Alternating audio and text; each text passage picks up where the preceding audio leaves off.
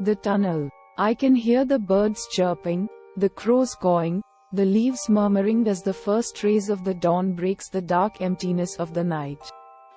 As time marches away with every tick and every tock of the round bland clock, I wake up to the sound of the human commotion. As the day begins, our bodies start running like the wheels inside that clock, running the hour, minute and second hands, sometimes stopping for a recoil then running again. Making time, as we go. Leaving history behind, and creating the future that waits ahead. All the while, wearing off, withering away and slowing down with every friction or resistance we face. The day burns out quickly like the jet fuel, and all that remains of the day is the dark black smoke of the night. Slowly spreading and engulfing every inch and every bit of space. I always return late from work. As any other day, that day was no different. I came down from the bus. I was the only one to leave the bus at that stop. The bus slowly drove away with the remaining few passengers. I took a bit of time. Looked around a little. I can clearly listen to the sound of the crickets chirping. The whole day was quite sultry. But by the evening, a mild breeze started blowing. And it was still blowing, bringing a much-needed relief. But the whole mood was marred by a strange foul smell that came with the wind and lingered around my nostrils for quite a while. I glanced at my watch. It was 12:45. I looked at the quiet town again. It looked sleepy, strangely beautiful and full of mysteries. I wondered, people are probably sleeping in their cozy beds now, surrounded by their loved ones.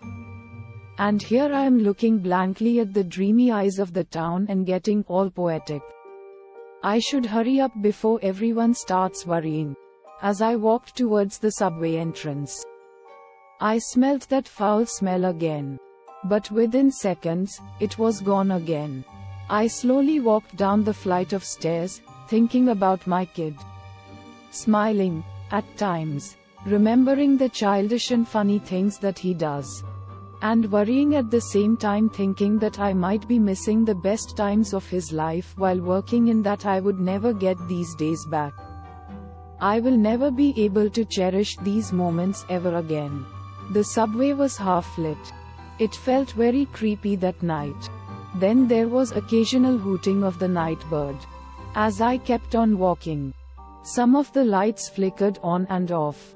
At times I could hear a sound or listen to a whisper and look back, all scared and astonished at the nothingness of the tunnel. I kept walking.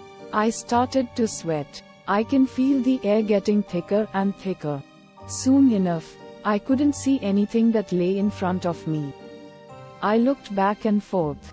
There was dense, dark fog everywhere. I thought to myself, am I dreaming? Is this a dream? I slapped myself. No, it isn't. Again, I could smell it. That foul smell. I started feeling dizzy. The thick fog was choking my breath. Meanwhile, it came to me, wait a minute. How long have I been walking for? The tunnel is just a few feet long. Where am I? Am I at the right place? What is happening to me?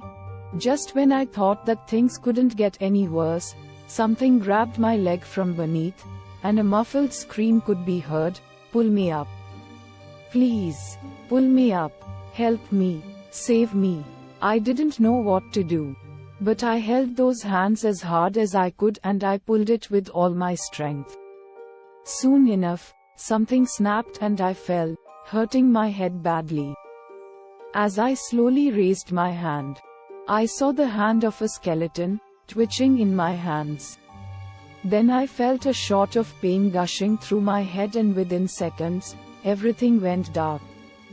And the last thing that I heard was a sharp shriek, help. Next morning, I woke up at the call of a couple jogging past the tunnel. As I woke up, I looked around with awe. Where's the hand? Where's the fog? I ran towards the exit stairs.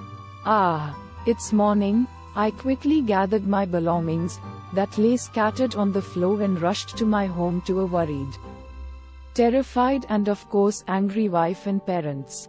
I quickly went to my son's room. I stood for a second beside his bed. He was fast asleep, unaware of the dreadful ordeal of the awful night. I kissed his forehead, like I never did before. After a while, the paperboy left the day's paper at our doorstep. As I picked it up and opened to see the front page, my heart stopped for a second. As I read the headlines, "Tunnel Workers Confess, Burying Coworker Alive,"